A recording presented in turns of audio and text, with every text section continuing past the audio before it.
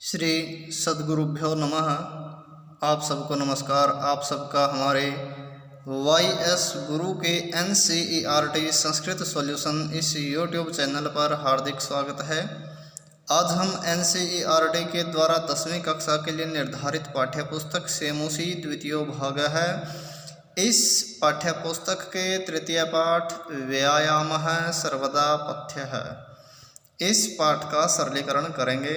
जैसा कि आप स्क्रीन पर देख रहे हैं, ये हमारा तीसरा पाठ है। तृतीय पाठ है व्यायाम सर्वदा पथ्य। व्यायाम सर्वदा हमेशा पथ्य है, लाभकारी या हितकारी होता है। इस शीर्षक के नीचे इस पाठ के विषय में कुछ विवरण है। इस विवरण को भी आप समझिए। प्रस्तुत अयम यह पाठ है। पाठ आयुर्वेदस्य आयुर्वेद के प्रसिद्ध ग्रंथ सुश्रुत संहिता इत्यस्य इसके चिकित्सा स्थान पर वर्णित किए गए 24वें अध्याय से समुद्धृतो अस्ति लिया गया है। यह प्रस्तुत पाठ आयुर्वेद के प्रसिद्ध ग्रंथ सुश्रुत संहिता इसके चिकित्सा स्थान पर वर्णित किए हुए 24वें अध्याय से लिया गया है। इसमें आचार्य सुश्रुत व्यायाम की परिभाषा को तेन उसके द्वारा जायमानान पैदा होने वाले लाभों को च और निबोधयति बताता है या समझाता है। इसमें आचार्य सुश्रुत व्यायाम की परिभाषा को और उसके द्वारा पैदा होने वाले लाभों को समझाता है। प्रमुख रूप से शरीर सौष्ठवम, शरीर की सुडौलता यानी कि शरीर का सौष्ठव, कांति ही चमक, स्फूर्ति सहिष्णुता सहनशीलता, आरोग्यम निरोगता च और इत्यादि व्यायाम के लाभ संति हैं। प्रमुख रूप से शरीर की सुडौलता अर्थात कसावट, कांति चमक, स्फूर्ति सहनशीलता और निरोगता, ये इत्यादि व्यायाम के लाभ हैं। तो यह तो था इस पाठ का विवरण। इसके बाद जैसा कि आप स्क्रीन पर देख रहे हैं, शरीरायास जननम करम व्यायाम संहितम तत्कृत्वा तो सुखम देहम विमर्दनीयात समन्तत है।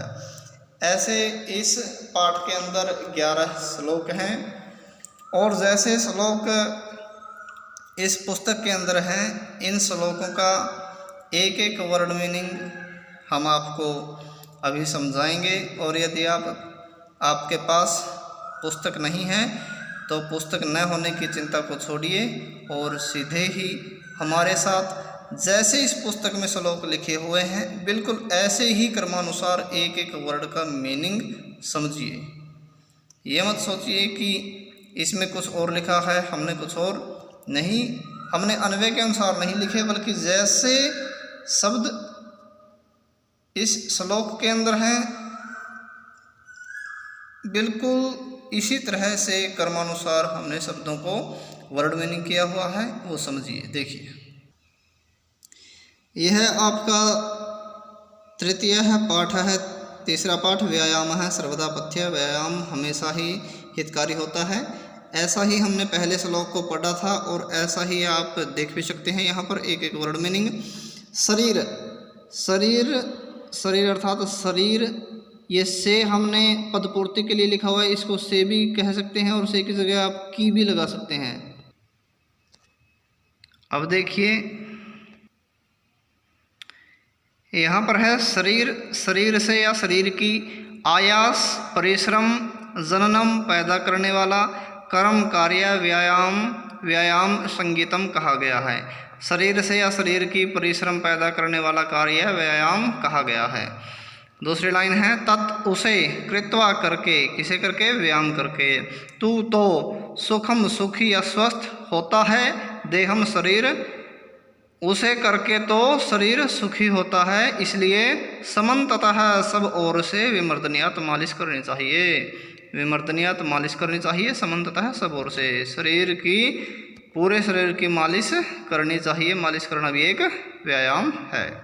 तो यह था हमारा प्रथम श्लोक। बिल्कुल इसमें विचलित होने की लेस मात्र भी ज़रूरत नहीं है। इसका भावार्थ दोबारा से भी आप समझ सकते हैं, इतने बड़े श्लोक नहीं है, अनुष्टुप छंद के श्लोक हैं। शरीर से परिश्रम पैदा करने वाला कार्य व्यायाम कहा गया है, उसे करके तो शरीर सुखी होता है, सब ओर से शरीर की मालिश करनी चाहिए। तो अब आइए यहाँ पर देखिए, ये हमारा दूसरा श्लोक है। शरीर, शरीर की उपचय है, उपचय होता है वृद्धि, कांति, कांति कहते हैं चमक, गात्राणाम अंगों की सुविभक्तता, सुडोलता या सौष्ठव, कसावट, दीप्त प्रदीप्त होना, भूख लगना, अग्नित्वम जठराग्नि का, पेट की अग्नि का, अनालस्यम स्फूर्ति का, स्थिरत्वम बने रहना, लाघवम हल्कापन, मृजा स्वच्छीकरण साफ सुथरा। तो इसके लाभ क्या है? शरीर की वृद्धि होती है, चमक आती है शरीर पर, अंगों की सुडोलता होती है, व्यायाम से अंगों की सुडोलता बनती है, यानी कि सारे अंग हमारे कसावट में आ जाते हैं। और जठराग्नि का प्रदीप्त होना होता है, जठराग्नि प्रदीप्त हो जाती है अर्थात भूख लगनी शुरू हो जाती है, स्फूर्ति बनी रहती है, शरीर में हल्कापन रहता है और शरीर स्वच्छ रहता है। तो ये सारे के सारे दूसरे श्लोक में क्या है? व्यायाम के लाभ हैं। तीसरा श्लोक यहाँ पर देखिए, श्रम, श्रम अर्थात मेहनत, कलम, कलम होता है थकान, पिपासा प्यास, उष्ण गर्मी, शीत सर्दी, शीत सर्दी, आदिनाम इत्यादि की सहिष्णुता, सहनशीलता, आरोग्यम निरोगता, च और अपि भी परमम बहुत, व्यायामाद व्यायाम से उपजायते पैदा होती है। इसमें भी शरीर व्यायाम से होने वाले लाभ बताए हैं कि मेहनत, थकान, प्यास, गर्मी, सर्दी इत्यादि की सहनशीलता होती है, अर्थात हम मेहनत करने से जल्दी नहीं थकते। जब हमें व्यायाम करने की आदत पड़ जाती है, जल्दी जल्दी प्यास नहीं लगती, गर्मी सर्दी इत्यादि प्यास को, गर्मी सर्दी को इत्यादि को शरीर सहन करने लग जाता है। मेहनत की थकान नहीं होती, प्यास गर्मी सर्दी इत्यादि की सहनशीलता हो जाती है और निरोगता हो, शरीर की निरोगता बनी रहती है, अर्थात शरीर बार बार रोगी नहीं होता। और भी बहुत से लाभ होते हैं। अब क्या है, दोबारा से एक बार समझ लीजिए। मेहनत, थकान, प्यास, गर्मी सर्दी इत्यादि की सहनशीलता और भी निरोगता व्यायाम से पैदा होती है। मेहनत, थकान, प्यास, गर्मी सर्दी इत्यादि की सहनशीलता और बहुत सी निरोगता, अर्थात अनेक प्रकार की रुग्णता दूर हो जाती है।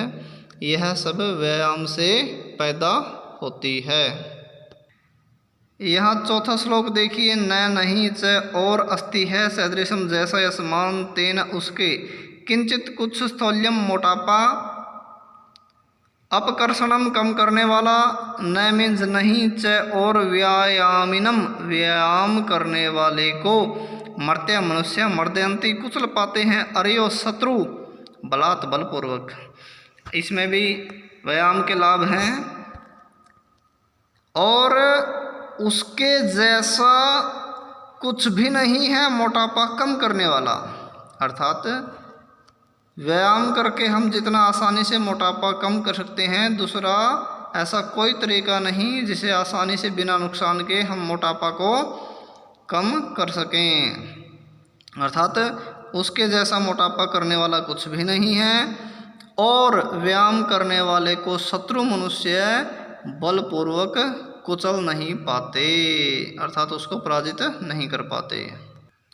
यहाँ पर ये 5वां श्लोक है, न नहीं च और एनम, इसको किसको, व्यायाम करने वाले को, सहसा अचानक आक्रमण करके जरा बुढ़ापा समधिरोहति घेरता है या आता है, स्थिर भवती होता है, मांसम मांस, च और व्यायाम में अभिरतस्य लगे हुए का च और। ये तो इसके वर्ड मीनिंग थे। अब इसका भावार्थ समझिए कि और इसको अचानक, इसको किसको, व्यायाम करने वाले को बुढ़ापा अचानक आक्रमण करके नहीं घेरता है, अर्थात व्यायाम करने वाला एकदम बूढ़ा नहीं होता, उसका शरीर जवान बना रहता है, शरीर में कसावट रहती है। और मांस, व्यायाम में लगे हुए मनुष्य का जो मांस होता है वह स्थिर होता है, अर्थात उसकी चमड़ी, जो शरीर की चमड़ी होती है वो लटकती नहीं है, जो उसका मांस होता है वो स्थिर हो जाता है, शरीर में कसावट रहती है। व्यायाम करने वाले को बुढ़ापा अचानक आक्रमण करके घेरता नहीं है और व्यायाम में लगे हुए का मांस स्थिर होता है। ये 2 लाभ हो गए। अब छठे में देखिए, यह आपका छठा श्लोक है, व्यायाम से स्विन गात्रस्य पसीने युक्त शरीर का पदभ्याम दोनों पैरों से उद्वर्तितस्य ऊपर उठने वाले के च और व्याधयो बीमारियां न नहीं उपसर्पंती पास आती हैं, वैनतयम गरुड़ के को भी कह सकते हैं और गरुड़ को भी कह सकते हैं, दोनों अर्थ लगा सकते हैं। इव जैसे यत्र है उर्गः सांप वयः आयु रूप गुणैहि गुणों से हीन को अपि भी कुर्यात करता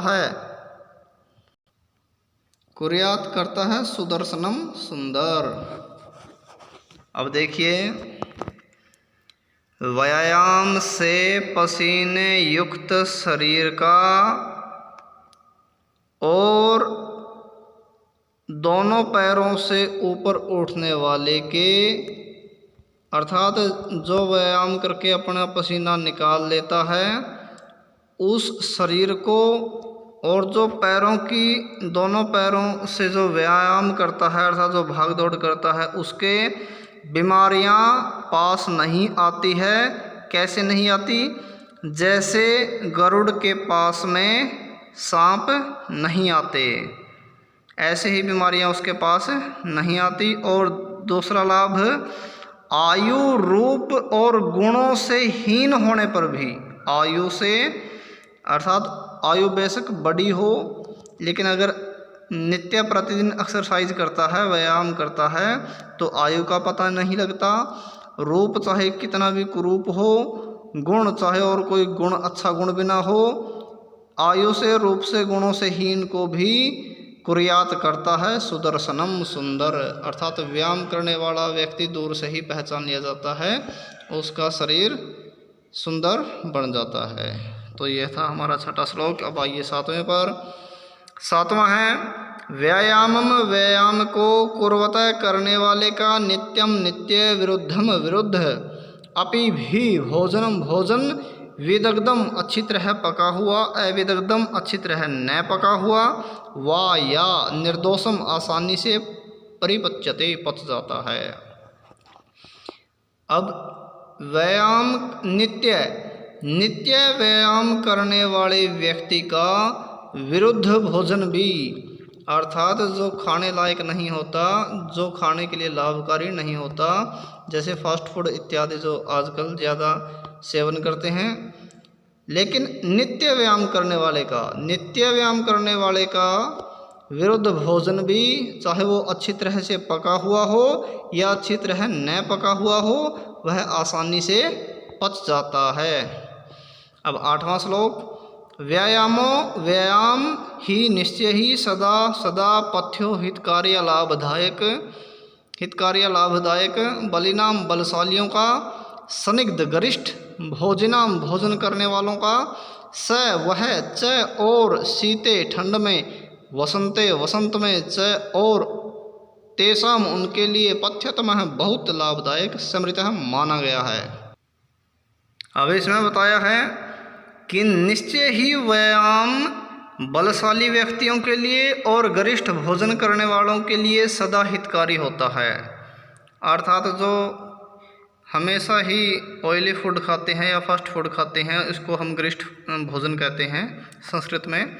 ऐसे भोजन करने वालों को या फिर जो बलशाली व्यक्ति होते हैं उनके लिए तो व्यायाम निश्चय ही सदा हितकारी होता है, और वह ठंड में और वसंत में तो उनके लिए बहुत ही लाभदायक माना गया है।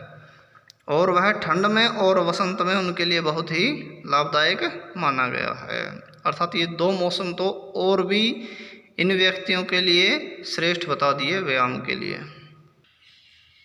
अब यहाँ पर 9वां श्लोक है, सर्वेषु सभी ऋतुषु, ऋतुओं में, अहरह दिन रात, पुंभी मनुष्यों द्वारा, आत्म अपना, हितैषी भी हित चाहने वाले, बलस्य बल के अर्धेन आधे भाग से, कर्तव्यों करना चाहिए, व्यायामो व्यायाम, हंति नुकसान होता है, अतो इससे, अन्यथा ज्यादा या विपरीत।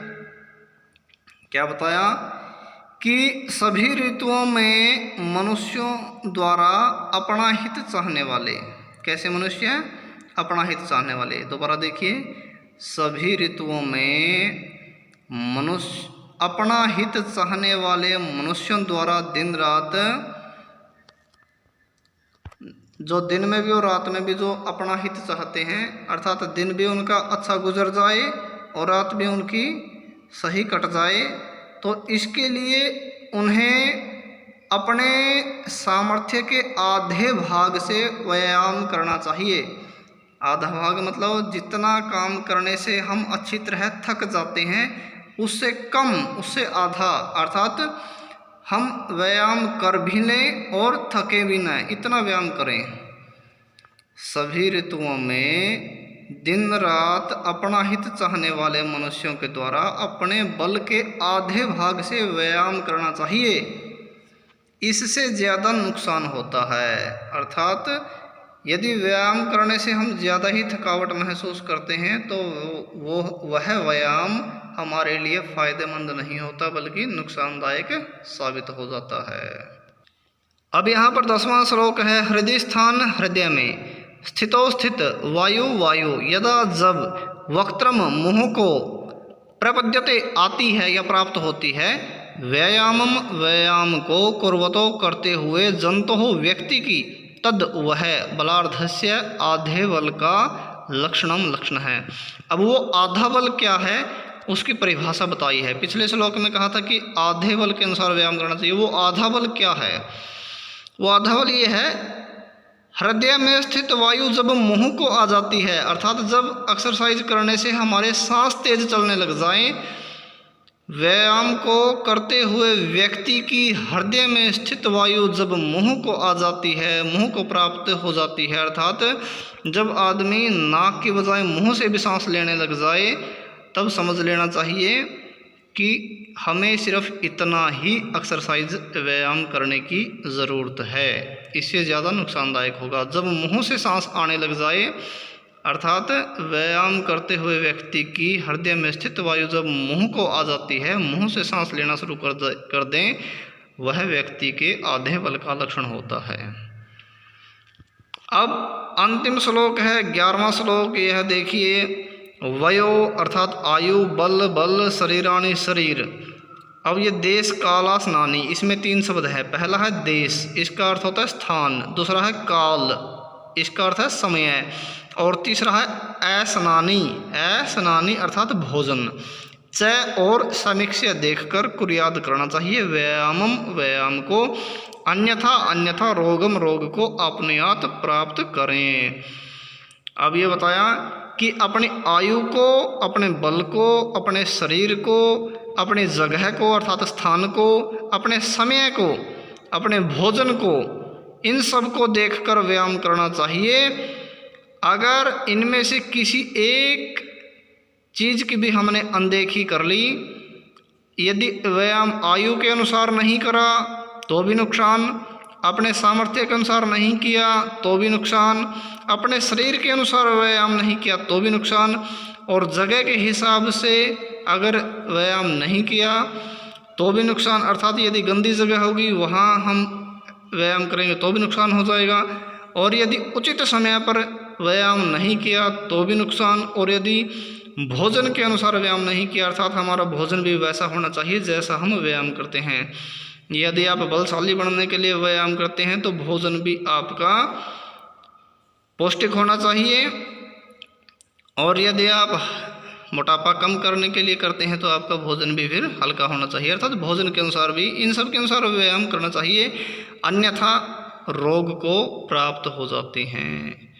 अर्थात इनके विपरीत अगर हम व्यायाम करेंगे तो भी हम बीमार हो सकते हैं। तो यह हुआ आपका तीसरा पाठ, व्यायामो सर्वदा पथ्यः। यह हमारा तीसरा पाठ पूरा हुआ।